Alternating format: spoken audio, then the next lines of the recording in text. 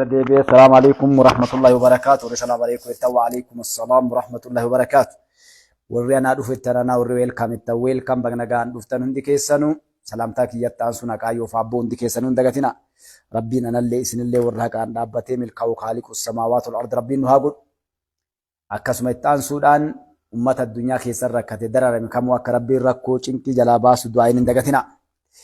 Akkasuma ittaan sun ammallee akkaalee bareedduu ilmaan Oromoo injifannoo raayyaa ittisa biyyaatiif gootowwaniif jagnoota biyya keenyaa biyya kamittuu raayyaan ittisa biyya addunyaa ambaa keessa kabajaa guddaa qaba. Eenyullee olechuu biyyoota guddatan keessatti raayyaa ittisa biyyaa namni dursu tokkollee hin jiru. Dubartillee akkasuma bakka guddoo isinii qabna. Qaqqaalii raayyaa ittisa biyyaa jagnoowwan warra lubbuu fi biyyaaf saba ofiitiif kennu. Rabbi umrii dheertuu isin haa kennu. Nagaa Rabbi isin haa ta'u. Tikee jiraadha bakka loltanitti bakka dhattanii injifadha. Irra Rabbi isin haa ansoo jechaa gama sagantaa kennaa seenna. Baga nagaan dhuftan anaa dhufu nooruu isiniin jenne. Akka malee taphni warraaqsaa qamarra kaa'e kun jaaladhu tokko jira. Akka malee caqasuu hin dandeenye. Hedduu gartanii dhaamsi inni qabu baay'ee bareedaadha. Jagnootaa fi gootowwan daangaa san tiksanii hamilee guddaa ta'aaf akkasuma sanyiin gootaa goota jedhanii ilmaan Oromoo sabni Oromoo saba gootaa saba jagnaaf saba gartee jagna jaalatu jechuudha.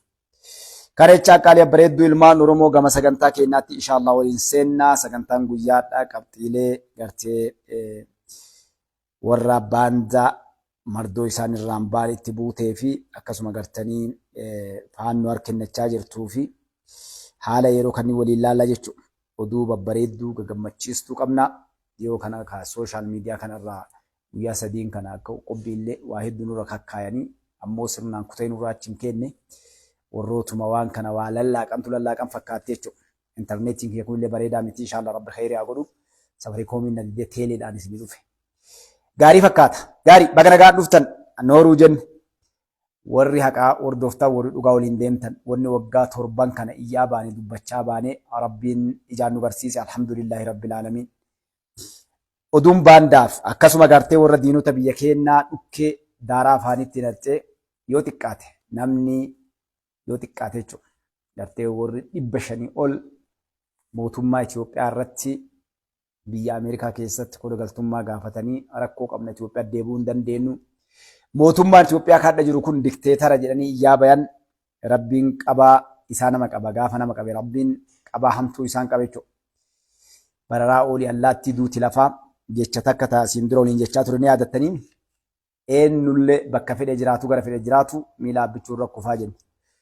Baandaaf girrisaa akkasuma diinota warra Oromoon akkamii araakkiiloo galtedhee iyyaa ooluu miti warri kuuwwanis osoo hin jaalanne karaan deebi'an karaa abbichuu malee. Karaan takkallee hin jirtu isin jechaa ture amma taate alhamdulillah rabbi alallee kana dubbise. Isiin sun dhuftee adda balbalnu jirti. Mootummaan Ameerikaadhaa gartee pireezidant Tiraamp murtii Itoophiyaa irratti fudhate keessaa isiin tokko namoonni Itoophiyaadhaa kaqaraa TPS warri jedhan yookaan gartee Ameerikaan yeroodhaaf akka achi keessa jiraataniif kenniteef rakkoo Itoophiyaa keessa jiru laaluun kenniteef irraa mulquudhaan guyyaa 60 keessatti biyyattii gadhiisanii bahuu qabanii. Namoonni kunneen guyyaa 60 kana keessatti keessaayyuu irra maa'een isaa Febraarii akka lakkoofsa faranjiititti guyyaa 13 bara 2026 bara magabbaa kana jechuudha. Gadhiisanii bahuu qabanii yoo san ta'uu baate gadhiisanii waan hin baane ta'u taate ammoo anatu deport yookaan ammoo fuudhee gurra qabee gara biyya darbadhaa. Bahuu isaanii ammoo USA Customs and Border Protection yookaan ammoo CBP Home Mobile App irratti bahuu keessanillee nu beeksisuun dirqamaa jedha jechuudha mootummaan Ameerikaadha. Dubbiin jajjabdu yoo hin jiraanne bakka galan asin duras kaadiree isaanii waan beekuun mootummaan gurra qabatee gurra gaashii milkeessaa fa'a hedduun namaa kaadhiyoo kana sooshaal miidiyaa kana baqqee fa'a namoonni hedduun biyya san keessaran warri gartee mootummaa Itoophiyaa irratti dhagaa darbachaa turan warri abbichuu balaaleffachaa turan waan ilmoon namaan hin jenne jechaa turan hadha kaa'eessa dhaqan warri ammoo ala taa'ee baandaan girrisaan isaan irratti dhagartee mootummaa kana irratti nurratti duulaa bayaadha mee maal olii godhuu dandeessan wanni takkallee namni tokkollee tokko waa godhuu danda'u tokkollee hin jiru jechuudha. Maaliif lidatuun faatii akkasuma gadduunfaati jechuudha. Warri Ameerikaa keessa ta'anii mootummaa kanarra dhakaa darbachaa turaniif takka Ameerikaa seennee amma achi namni waa nu godhuuf asii waa godhuun jiru golgaltummaa gaafannee as keessa teenna jedhan mootummaan Ameerikaadha. Itoophiyaan biyya yeroo ammatti nageenyi isii mirkanaa'eef namni waa takka illee isin godhu hin jiru gara biyya keessanii nagaan baatanii galuu qabdanii jedha jechuudha. Nageenya Itoophiyaadha ka hedduun nama kennaa lolatu bu'aa. Itoophiyaan mootummaan akka mootummaa Itoophiyaa kun hadda jiru kun warroonni dabran mootummoonni dabran tokkollee rakkoo akkanaan finne uummanni keenya dhumatee akaakizarraaf u'uu jedhan hadda mootummaan Ameerikaadhaa guutuu isaanii warra waan saniin olola mootummaa kanarratti oofaa turan harkaa daaraa godhe jechuudha. Maaliin hedduun namaa mootummaan kun kan nama hidhu, kan nama ajjeesu, kan rakkoo namarraan gahu. Itoophiyaa keessatti nam tokko baqaa sidha hin jiru. Numaa biyya adda dimokiraasii namni akka fedhe keessa soso'ee waan barbaade dubbatee akka barbaade keessa jiraatu Itoophiyaa taatee mul'atte jechuudha. Kanaaf mootummaan Ameerikaa Pireezidant Tiraamp qoma dhaachuudhaan Itoophiyaan biyya nageenya keessatti mirkanaa'edha. Namni waa isin godhu hin jiru gara biyya keessanii gala. Yoo diddanis gurra qabnee fuunee dipoort isin goona yookaan ammoo biyya teessanii isin darbinaa kan jedhu kaleessa jechuudha. Uummata miiliyoona 2.5 yookaan ammoo miiliyoona 2,500 oltu dipoorta jechuudha. Biyyoota adda addaarraa. Kanneen keessaa warri Itoophiyaa kan yakka dalagan hatta warroonni gartee badiilee guddaa dalagan yakkaban warri akka lubbuu namaa ajjeesuu saamichaaf diraags yookaan ammoo qawwee ayyaman qabne waan adda addaatiin deemanis kan warri sitizeena qabanis qabaman ni jiran jechuudha biyyoota addunyaa guutuu keessaa. Amma immoo inni kallattiin itti dhufe warra gartee Ameerikaa keessatti qaraa waraqaa kennee fi mootummaan Ameerikaa keessaayyuu mootummaan Joo Baayidan gaafa isin dura gartee yeroo isaatti kenneef guutuu isaatti irraa mulquudhaan mootummaan Ameerikaadhaa gara biyyaa galaa jedheen jechuudha. Warroonni kunniin fedhii ofiitiin yoo galan doolara Ameerikaadhaa 1,000 gurshaa argatanii yookaan ammoo tikkeettas mootummaa Ameerikaa irraa muraa warra ofiin fedhiin galaa jiran jechuudha yookaan ta'uu baate ammoo isaan humnaan yookaan ammoo foorsiidhaan dipoortii godhaman jechuudha. Kanaaf wal qabatee hedduun namaa akkuma isin beektanitti biyya Ameerikaa keessa taa'eeti achirraa akka Dr. Milkeessaa ta'anii Dr. Milkeessaan faati hedduun namaa lidatuun faa dhagaa darbachaa turanii warroonni kunneen hedduu warra mootummaan Interpooliidhaaf fuudhuuf qophii gubbaa jiru mootummaan Ameerikaa ammoo lakkin ifaajina numatu fuudhee isinii galchaa yookaan ofiin galanii didan ammoo gurra qabnee fuunee galchina jedhanii jechuudha. Kanaaf ilmaan Oromoodha. Kana wanni isinii dhaamu maali? Sochiin mootummaan Itoophiyaadha godhaa jiru osoo isaanis mootummaan Ameerikaadha karaa saniin galchuu baate gama isaan dhaqqabu jechuudha. Warroonni yakka dalagan bakka jiran hunda keessaa mootummaan gartee gara tankaarfiitti seene bakkaataa keessaayyuu poolisni federaalaa warra sooshaal miidiyaa tiktootaroota ka gartee qacamu gochuu jiranii warra gartee biyyattii keessa safuu biyyaa cabsan akkasuma warra yakkoota adda addaa irratti ijoollee daa'imman bobbaasuu safuu cabsuu uffataan haala adda addaatiin deeman qocuu jira jechuudha. Kun itti fufa. Kanarraa kan ka'e hedduun namaa kaa'amma waan asiin dura Mustafaan isinii himaa bahe hundi keessan gartan jechuudha.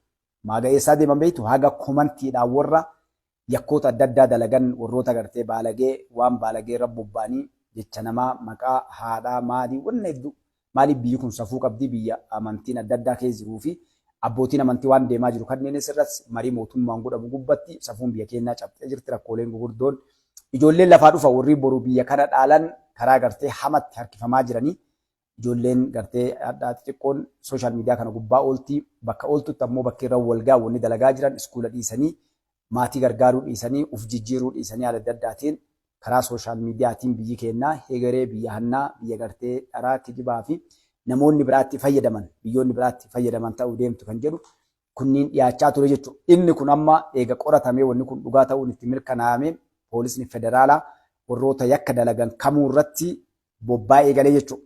Kanaaf warri biyya arabaa jirtan, warri biyya keessa jirtan, warri biyya namaa keessa jirtan Itoophiyaa akkuma kaleessaa jettanii utaallee waa dalanna. Isiniif himaa jirra bara dursee Mustafaan waan kanneen yeroo dheeraa isinii himaa ture jechuudha. Lakkaataa komantitee sanii nyaatamuu yaantanii lakkaataa bakka ooltanii warri gartee namoota jalatti feemasii jala galtanii teettan naa qabadhaa. Yoo feemasiin Itoophiyaa tokkochi bakka jirutti hafee akka jibdu naa qabadhaa. Bakka feete biyya feete jiraadha. Warrisaayyuu warri Gibsi keessa jirtan. Warroonni gartee yakkoonni gurguddaan lubbuu namaa baduu shanee wajjin faannoo wajjin Shaabiyaa wajjin TPLF wajjin Gibsi wajjin warri daladdaa warroonni gartee warra sooshaal miidiyaa kana keessatti namoota ijaaranii akka feemasii taatan godhanii sadarkaa guddaa isin ol fuudhan luga doofan kuni gubbaa isanii isin gadhiisuu deeman jechuudha. Dubbiin jajjabdu ciitiin hedduun sakireetiin hedduun wanni dalagamaa ture akkaataa itti horiin gartee karaa seeraa ala ittiin dabarfamu akkaataa itti namoonni ijoollee adda biyya arabaarraa wal fixxurraa eegalee dallaalonni gartee ijoollee nama biyyaatti baasanii dalagan ijoollee gowwoomsanii akkaataa itti leenca jettaniin maaliyyoo kennee eenyu kennedhanii ittiin gartee wal qonna godhan kun guutuun isaa yakka ta'ee jira jechuudha.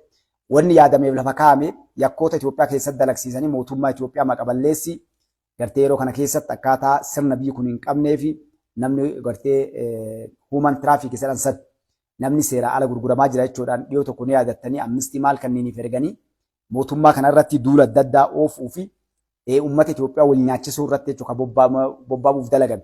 Yeroo dheeraa mootummaa kana karaa lolaatiin karaa biraatiin cabsuu dadhabanii karaa sooshaal miidiyaatiin duriyyee ijaaruudhaan warroota gartee biyya balleessan warra gartee biyya keessaa qabee nyaatanii albuuda waan adda addaa gartee alatti laayinii ittiin baasan keessaayyuu warri maqaa gargaarsaatiin dalagan namoota qulqulluu namni murtaa'ee nama gargaaruuf dalagu ni jira kuuwwan karaa horii ittiin dabarsanii fi akkaataa itti garee ijaaranii mootummaa irratti fincila kaasaniif diinotaa fi baandaan keessaan gartee ittiin waa dalagan irratti dalagamaa ture jechuudha. Kana alhamdulillah hadhan dubbanne osoo nam tokkollee hin dubbatin dubbadhe jechuudha. Amma alhamdulillah rabbi maaliif haqana dubbise? Raageetii miti. Maaliif adeemsi deemaa jiru argaa jirra. Eenyufaa akka dalagan maal akka dalagan yeroo haqa dubbannu furroonni haqa dubbatan namoota gartee diinii barsiisaa irraa eegalee namoonni dhugaa dubbatan heejiin isaanii qullaadha jechuudha.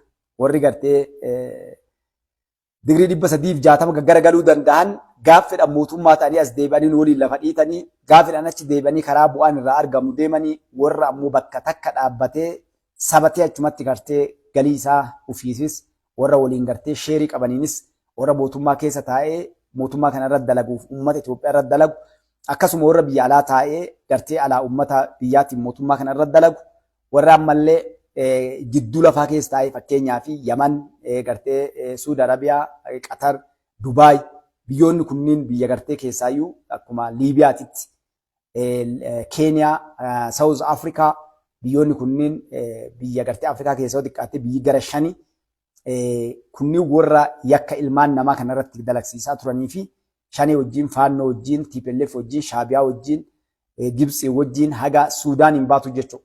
Caasaan hedduun gartee laayinii ittiin dalagamaa ture isa kana. Kanaaf kun dhiigni ilma namaa jigsiisaa turtan, qabeenyi ilma namaa saamsisaa turtan, warroonni gartee nama ukkaamsanii birrii guuratanii lubbuu namaallee balleessan warri gartee keessaayyuu waan nama rifachiisuuf waliin dhageenye I think jaga'uu deemna na fakkaate Walloo keessatti nam 82 ukkaamfame namni 82 nuuni ajjeefame obboleessi keenya tokko as na bira dhufee peejii gara dubbatee jechuudha. Namni sun guutuun mallaqni irraa fuudhame namni irraa gadii 300 kaachii olii akkuma inni qabuun irraa fuudhame warri sun guutuun ni ajjeefame. Maaliif sun dalagamaa ijoollee waan kana warra nama san beekan yoo achi baan namni kun gartee ebaluu na qabanii waan himaniifi namoota akkasii fixaa turan jechuudha. Kun kan amma gartee duriyyee Arsii fi Harargee akkasuma Walloo fi Jimma jedhanii dalagaa turan kunniin caasaalee kana jechuudha. Caasaalee kanneen yeroo dheeraa dubbachaa turre kana mootummaan bal'inaan jala bu'ee hordofee akka hundisiitu jechuudha. Garri dhaqanii jiru keessaayyuu Suud Arabiyaa fi Qatar biyyoota gartee namni keenya keessaruu aga Turkiin baatu jechuudha. Bakka namni keenya jiru mootummoolee kanneen wajjin mootummaan kun dalaguun akka namoota kanneen guutuu seeraaf dhiyeessu abdii qabnaa jechuudha. Taaniif akkuma argaa jirtanitti warri quba hin qabnellee naashinaal ID yookaan ammoo faayidaan karaa baankiitii warri biyya keessa jirtaniif kun ji'a tokko I think so. Amma ji'a tokko yoo fakkaate keessatti yoo hin baafatin baankiin keessa sosso'uu hin danda'u kaachisuuf firiiziin jalaataa kabiraallee warabanachuu hin dandeettanii mootummaan amma maal fakkaataa jira gara hujitti seenaa jira fakkaataa jechuudha. Gara hujitti seenaa jira. Maaliif faayidaan gaafa gartee gara hujitti seenee gaafa inni wanni martinuu dijitaal ta'uu deema. Wanni addaladdu, wanni ati gootu yoo hidhamte yakka yoo daladde qulqulluu yoo taate wanni hundu garas deemaa jira. Lammii ofiillee to'achuu namoonni gartee faayidaa hin qabne akka mallaqa sossoosuu hin dandeenye. Alaallee keessatti erguu hin dandeenye keessaallee alatti baasuu akka hin dandeenyeef wariin bahuufonni dalagamu guutuun isaatu akka biyya guddatteetti mootummaan mallaqa namoonni qaban gartee waan isaan dalagan eenyu warii tiraasfar godhan maaliif tiraasfar godhan maaliif walii gartee wanni hundinuu karaa gartee beekumtii mallaqni biyya keessa jirus wanni hedduun kanaan muummicha ministeeraadhaan gaafa faayidaan hojiitti seenee GDP'n biyyaa harka 7 guddatan jechuudha waan xiqqeessinitti hin fakkaatin. Neetworkii achitaa neetworkiin bareedaa miti. Neetworkiin bareedaa miti. Neetworkiin dhiyoo kan na dhibu jira.